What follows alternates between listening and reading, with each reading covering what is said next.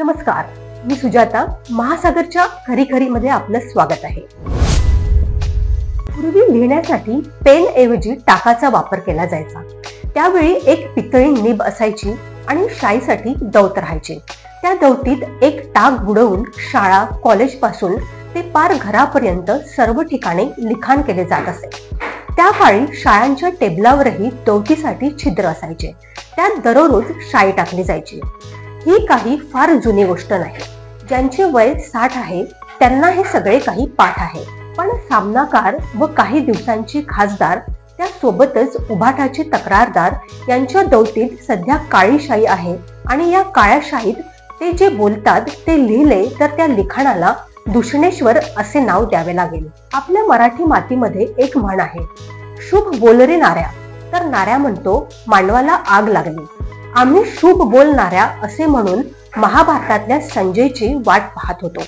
तो संजय आपल्या दिव्य दृष्टीने जे दिसते ते बोलत होता. आपले हे संजय महाराज त्यांच्या मनात जे वसत आहे व जे त्यांना ठिबक ठिबक पद्धतीने दररोज बोलायचे किंवा लिहायचे आहे तेच कर्म करीत असतात. बहुतेक संजय राऊत यांना अमिताभ बच्चन यांच्यातील अँग्री बंडखोर ओल्ड मॅनची त्यांना एखादी इमेज दिसली असावी. एखाद्या माणसाने रागावून किती रागवावे त्याचे मोजमाप नाही, पण आज जर ते 50 ग्राम रागवले तर उद्या ते 100 ग्राम रागवतात. परवाच्या दिवशी 200 ग्राम रागवतात.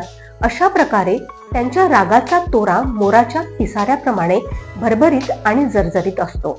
ज्याप्रमाणे भारतीय जनता पक्ष सदैव निवडणुकीच्या वास्तपुस्तीसाठी आणि विरोधकांच्या विरोधातील कुस्तीसाठी सदैव तयार असतो, त्याचप्रमाणे ज्यांना आपले सामनाकार आम्ही समजतो ते शब्दाच्या लढाईसाठी सज्ज असतात. त्यांना असे वाटते की आपण उद्धवरावांचे कवच आहोत. हे कवच गळू नये आणि त्यांनी इतर कुणीकडे वळू नये आणि उद्धवरावांना कोणी छळू नये म्हणून एकनिष्ठ सेवावृत्ती पद्धतीने आपले पतिव्रत्य दर्शवित असतात. त्यांच्या या सुप्त गुणाबाबत खरे तर शिवाजी पार्कवर त्यांचा सत्कार केला पाहिजे. उद्धव साहेबांनी पुढच्या दसरा मेळाव्यात नक्कीच हा उपक्रम राबवावा अशी आमची त्यांना नम्र विनंती आहे. किंवा त्याआधी हा पुरस्कार द्यायचा असेल तर आगामी मुंबई महानगरपालिकेच्या विजयाच्या वेळीही हे कार्य करता येईल. अखिल विश्व जसे चालेल तसे चालेल, पण मुंबईतील आमची महापालिका कोणाच्या बापाची देण नाही हे अनेकदा जगासमोर आलेले आहे. यावेळीही तसेच होईल याबद्दल परम आदरणीय संजय राऊत यांच्या मनात जराही शंकाच नाही. आज काल उद्या आणि परवा उद्धव आणि राज साहेबांनी एकत्र राहावे अशा आशयाचा एका जुन्या पत्रकाराने अत्यंत तळमळीने लिहिलेला लेख खास वाचकांसाठी यापूर्वीच आमच्या वर्तमानपत्रात दिलेला आहे.